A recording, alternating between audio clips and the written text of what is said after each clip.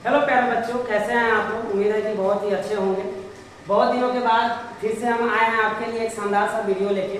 तो स्वागत है हम सफर क्लास के इस प्यारे से यूट्यूब पे। आज के वीडियो के अंतर्गत हम लोग समीकरण जो दो चर वाले रैखिक समीकरण है उसके बारे में पढ़ने वाले हैं। दो चर वाले रैखिक समीकरण के बारे में पढ़ेंगे। आपको पता है कि क्लास 10th का जो मैथ है उसका 3 नंबर चैप्टर है दो चर वाले रैखिक समीकरण। ये जो चैप्टर है रैखिक समीकरण उसको बनाने का बहुत सारे तरीका है, जो आमतौर पे 3 तरीका के बारे में हमको पढ़ना है क्लास 10th के अंदर।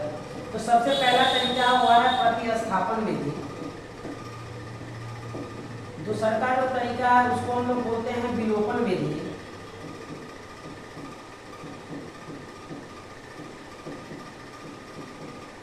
और तीसरा जो तरीका है उसको बोला जाता है वज्र गुणन विधि।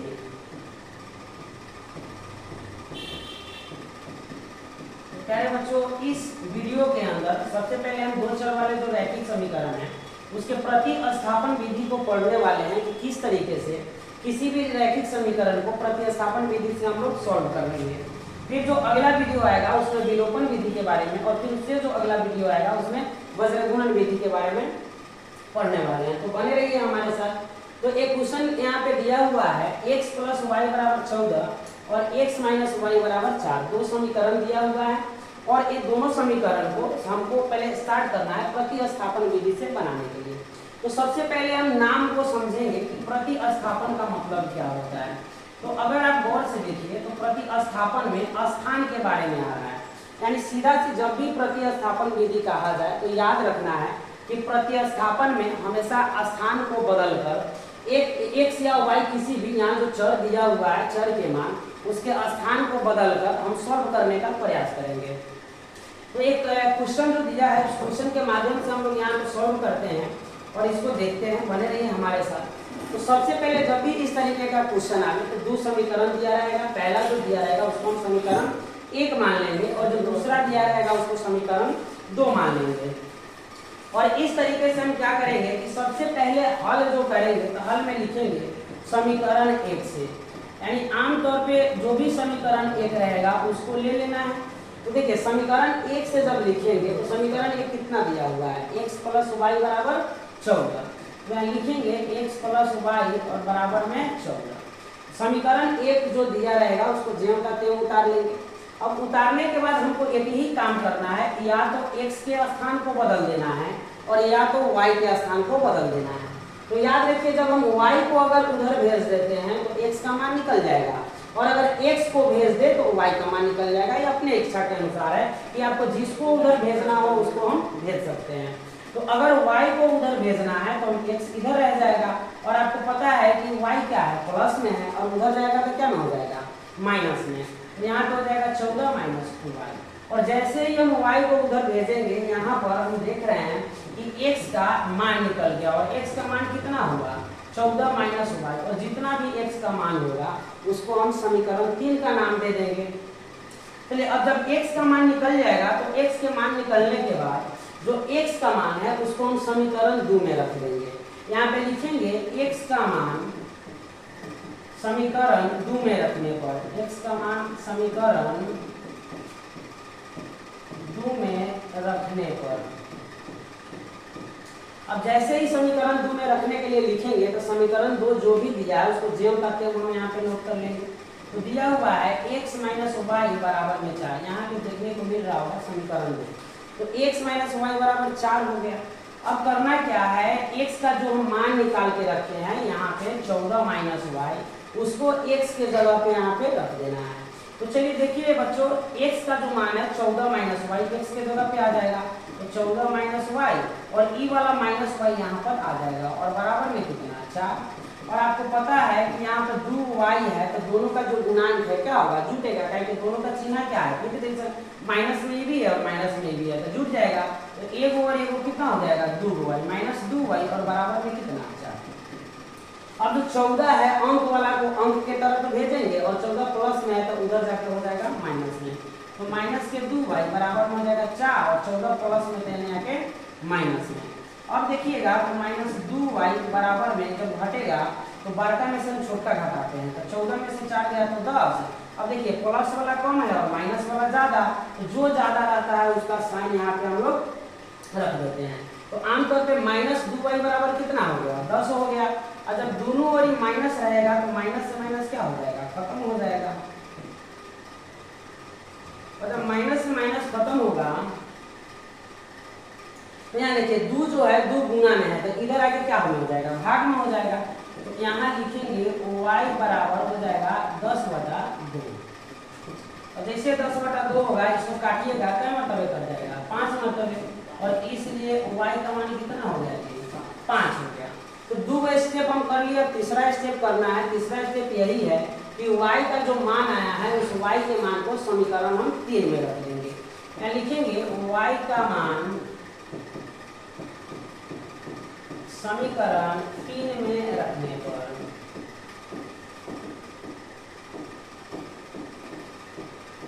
समीकरण 3 में रखने पर, तो समीकरण 3 यहाँ देखिएगा, जब भी जिसके बारे में बात किया जाए उस समीकरण को सबसे पहले ज्यों का त्यों उतारने का हमको प्रयास करना है। तो यह समीकरण है x बराबर 14 माइनस y। अब देखिए y का मान कितना है, 5, तो यहाँ पर y की जगह पर क्या रख देंगे, 5। और जैसे ही घटाएंगे तो 14 में से 5 गया कितना हो जाएगा, 9। तो इसलिए यहाँ पर लिख सकते हैं हम, इसलिए x बराबर कितना हो गया, 9 हो गया। तो हमारा इसमें करना क्या था, x और y का मान निकालना था। तो x का मान 9 आ गया और y का मान कितना आया, 5। तो हम लिख देंगे अतः x बराबर 9 और y बराबर 5। यह आपका इसका क्या हो गया, सॉल्यूशन हो गया। तो उम्मीद है कि आपको समझ में आया होगा। एक और क्वेश्चन हम लोग करते हैं। यहाँ पर एक क्वेश्चन दिया है x + y बराबर 5, 2x - 3y बराबर 4, और इसको भी हमको प्रतिस्थापन विधि से सॉल्व करना है। तो हम आपको क्या बताया कि जब भी प्रतिस्थापन से सॉल्व करना होगा, सबसे पहले हम यहाँ पर लिखेंगे समीकरण 1 से। तो उसी प्रकार से इस वाले क्वेश्चन में भी हम करेंगे समीकरण 1 से। और जैसे ही समीकरण 1 से करेंगे, यहाँ पे लिखना होगा हमको समीकरण 1 से। और समीकरण 1 से ज्यों ही लिखेंगे तो याद रखना है, जिस समीकरण का बात हो उसको ज्यों का त्यों यहाँ पे उतार देना है। तो लिखा जाएगा x + y बराबर में 5 है। अब देखिए यहाँ से किसी एक का मान हम निकालेंगे, या तो x का निकालना हो तो y को उधर भेज देंगे, और y का निकालना हो तो x का उधर भेज देंगे। तो हम x का ही मान निकाल लेते हैं। तो x बराबर हो जाएगा 5 और प्लस में y है, तो इधर आके आ जाएगा माइनस में y। और इसको हम लोग मानेंगे समीकरण नंबर 3। और जैसे ही x का मान जो भी हम निकाले हैं उस x के मान को याद रखिए, x का मान जो निकला है समीकरण 1 के द्वारा निकाला गया है। तो इस समीकरण 1 का जो x का मान है उसको हम समीकरण 2 में रखने का प्रयास करेंगे। लिखेंगे यहाँ x का मान समीकरण 2 में रखने पर, x का मान समीकरण 2 में रखने पर, और जैसे ही लिखे कि समीकरण 2 में रखने पर समीकरण 2 को हम ज्यों करते हैं यहाँ पे उतार देंगे। लिखेंगे 2x - 3y और बराबर में 4। अब देखिए जो x का मान निकाला गया है उस x के मान कितना है, यहाँ पर देखने पर आपको मिल रहा होगा 5 - y जो है किसका मान है, x का मान है। तो यहाँ पे x जो दिख रहा है उसके जगह पर हम कितना लिख देंगे, 5 - y। तो 2 तो रहेगा ही रहेगा, x के जगह पर लिखाएगा 5 - y और माइनस का 3y। देखिए इस वाला समीकरण 2 के 3y है, तो इसको ज्यों का त्यों उतारेंगे। बस हम कहाँ से बदले हैं, तो x के मान में बदलाव हुआ है, जो x का मान निकाला गया उसी को यहाँ पे रखा गया है। और बराबर में हो जाएगा 4। अब जैसे ब्रैकेट टूटेगा तो गुना होगा 5 × 10 और माइनस का 2y, और यहाँ पर हो जाएगा माइनस का 3y और बराबर में हो जाएगा 4। जब इसको हम लोग सॉल्व करेंगे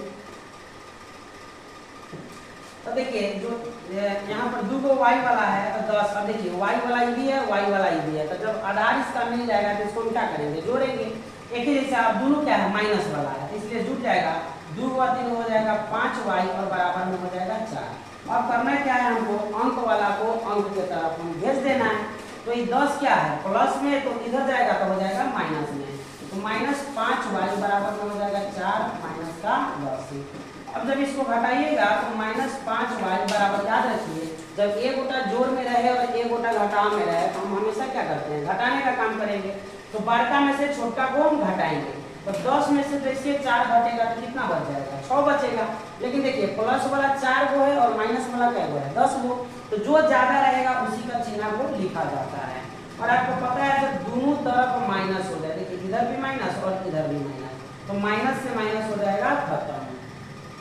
अब आपको यहाँ पे देखने को मिल रहा है कि जो 5 है y के साथ कति में है, गुना में है। और जैसे गुना में है तो अंक वाला को किधर भेजेंगे, अंक के तरफ। तो 5 गुना से जब इधर आएगा तो हो जाएगा भागा में। तो यहाँ पर देखिए y बराबर हो गया 6/5 और ये निकल गया किसका मान, y का मान। यहाँ पे लिख देंगे, इसलिए y बराबर 6/5। अब करना क्या है, y का जो मान है, y का मान समीकरण 3 में रखने पर, जैसे y का मान आया तो इसको रखेंगे समीकरण 3 में। और समीकरण 3 में रखने पर तो सबसे पहले समीकरण 3 को हम ज्यों का त्यों उतार देंगे। x बराबर हो जाएगा 5 माइनस y। अब यहाँ देखिए 5 माइनस y का मान कितना है, तो 6/5 है। अब यहाँ जब 5 के नीचे नहीं पूछा तो हम कितना मान लेंगे, 1 मान लेंगे। और 1 और 5 का एलसीएम निकालेंगे तो कितना हो जाएगा, 5। तो 1 पचे 5 तो हो जाएगा 25। और यहाँ 5 एकम 5 तो हो जाएगा 6 एकम 6। अब यहाँ जैसे इसको घटाएंगे तो 25 में से 6 गया तो हो जाएगा 19 और बटा में 5।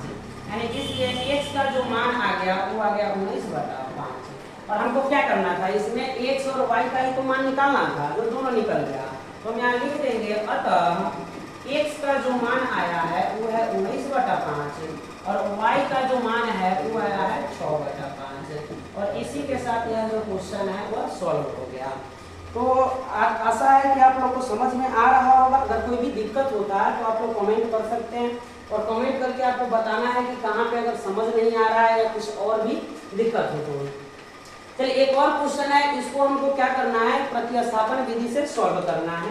तो इसको सॉल्व करने के लिए हम आपको बताए थे कि जब भी किसी को प्रतिस्थापन विधि से सॉल्व करना हो तो सबसे पहले हम उसको लिखेंगे समीकरण 1 से। और इसको हम भी चलिए लिखते हैं क्या चीज, समीकरण 1 से। यहाँ लिखेंगे समीकरण 1 से। और जैसे ही समीकरण 1 से लिखेंगे तो समीकरण 1 को हम क्या करेंगे, ज्यों का त्यों उतार देंगे। यहाँ हो जाएगा 3x प्लस में 4y और बराबर में 10। अब करना क्या है, किसी एक को उस तरफ भेज देना है, या तो x को भेज दिया जाए और नहीं तो y को भेज दिया जाए। हम y को यहाँ पे भेजने वाले हैं। तो देखिए जैसे इधर क्या बच जाएगा 3x और y को जैसे भेजिएगा तो y के साथ में क्या है, 4y है। तो 4y उधर जाएगा और इधर क्या है प्लस में 4y, तो उधर जाके क्या हो जाएगा, माइनस हो जाएगा। तो -10 माइनस कितना, 4y। अब हमको जो चाहिए इस तरफ सिर्फ x का मान चाहिए और उसके लिए हमको 3 को भी क्या करना होगा, उधर भेजना होगा। तो 3 आमतौर पर इधर क्या चीज में है, गुना में है। तो गुना में है तो उधर जाके क्या में हो जाएगा, भाग में हो जाएगा। और x बराबर 10 माइनस 4y और बटा में हो जाएगा 3। और जैसे ही x का मान निकल जाए प्यारे बच्चों, इसको एक नया नाम दे देना है समीकरण, जिसको हम बोल देंगे समीकरण नंबर 3। और जब समीकरण 3 से x का मान निकल गया तो आपको करना यह है, इस x के मान को समीकरण 2 में रख देना है। लिखेंगे x के मान समीकरण 2 में रखने पर, समीकरण 2 में रखने पर x के मान को हम कहाँ रख दिए, समीकरण 2 में।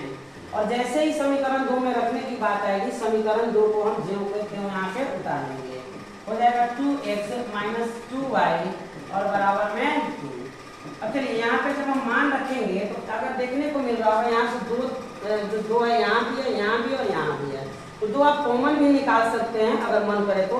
हम बिना कॉमन निकाले ही सॉल्व करते हैं, ताकि गुना वाला अगर प्रश्न आवे तो आप किस प्रकार करेंगे उसको यहाँ पे हम लोग सीख लेंगे। तो देखिए 2 के जगह पे तो 2 रहेगा ही रहेगा, बस हम x का जो मान निकाले हैं x के जगह पर 10 माइनस 4y और बाटा में 3 हो जाएगा।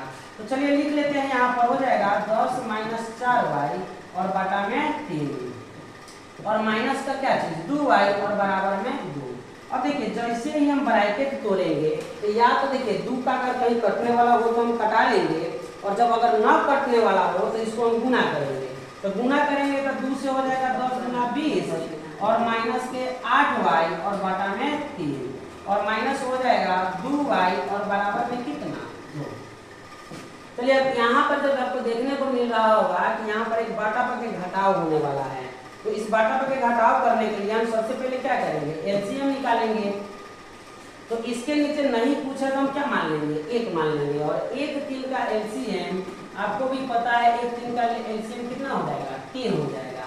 तो देखिए जब हर मिल जाए 3 और 3 मिल रहा है तो हम अंश को ज्यों का त्यों लिख देते हैं।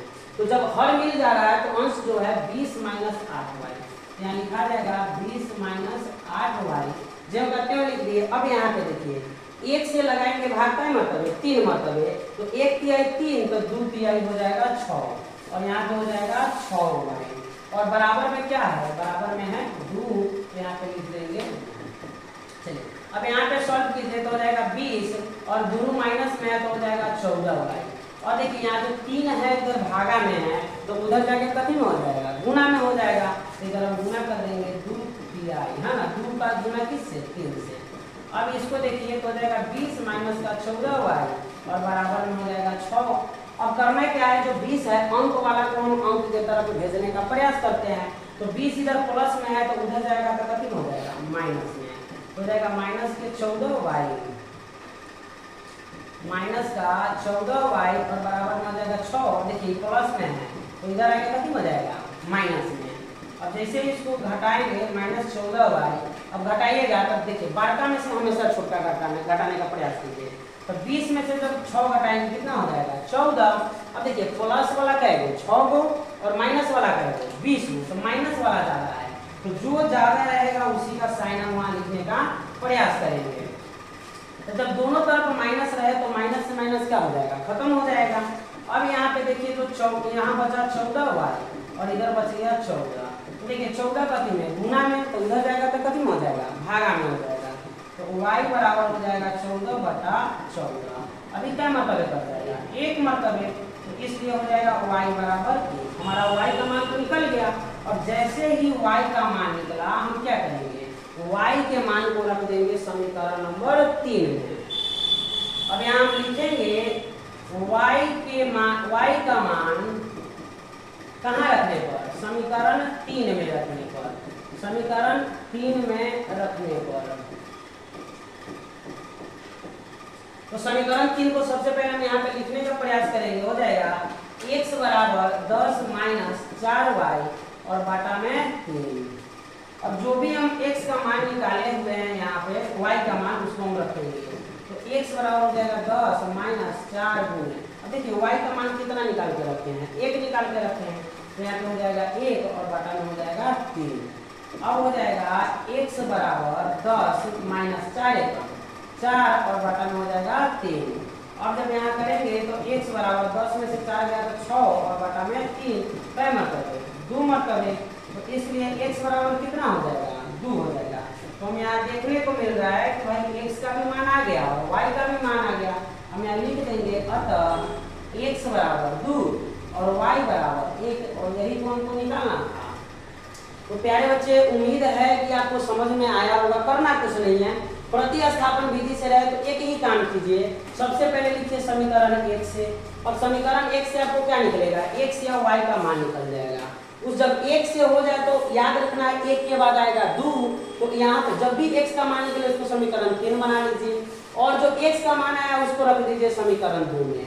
और याद रखिए समीकरण 1 से किया तो x का मान आया, अब जैसे x के मान को रखिएगा समीकरण 2 में तो आपको आ जाएगा y का मान, या समीकरण 1 में अगर y निकाले रहिएगा तो समीकरण 2 में आ जाएगा x का मान, उल्टा हो जाएगा। और जैसे समीकरण 2 हो गया तो जो भी मान आवे x या y का मान आवे उसको रख दीजिए समीकरण 3 में, और वहां से जो भी बचा हुआ मान रहेगा आ जाएगा। तो उम्मीद है कि आप लोगों को समझ में आया होगा। अगर वीडियो समझ आया हो तो चैनल को सब्सक्राइब कीजिए, वीडियो को लाइक कीजिए और अपने दोस्तों के साथ इसको शेयर कीजिए। धन्यवाद, मिलते हैं अगली वीडियो में।